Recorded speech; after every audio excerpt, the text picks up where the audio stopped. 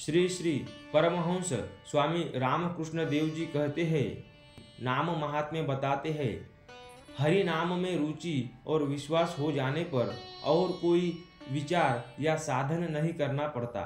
नाम के प्रभाव से सब संदेह मिट जाते हैं। नाम से ही चित्त की शुद्धि होती है और नाम से ही सच्चिदानंद की प्राप्ति होती है। ताली बजाकर सांझ सवेरे हरिनाम लिया करो, सारे पाप ताप चले जाएंगे। जैसे गाछ के नीचे खड़े होकर ताली बजाने से गाछ के सारे पक्षी उड़ जाते हैं, वैसे ही ताली बजाकर हरिनाम लेने से देह वृक्ष से भी अविद्या रूपी सभी पखेरु उड़ जाते हैं। जाने में, अनजाने में या भूल से किसी तरह से भी क्यों न हो, परमात्मा का नाम लेने से फल ही होगा।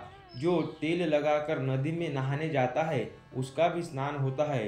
यदि किसी को जल में ढकेल दिया जाए तो उसका भी वैसे ही स्नान होता है। और यदि कोई घर में सो रहा हो और उसके शरीर पर जल डाल दिया जाए तो उसका भी स्नान होता है। अमृत कुंड में किसी प्रकार से भी हो, एक बार पड़ जाने से ही अमर हो जाता है। जो स्तवन स्तुति करके पढ़ता है वह भी अमर हो जाता है। और यदि किसी को कोई ढकेल कर अमृत कुंड में गिरा देता है तो वह भी अमर हो जाता है। इसी प्रकार भगवान का नाम जानकर अनजाने में या भूल से किसी प्रकार से भी लेने से उसका फल होगा ही होगा। पहले सीधा साधा बुखार आता था तो मामूली पाचन से ही मिट जाता था।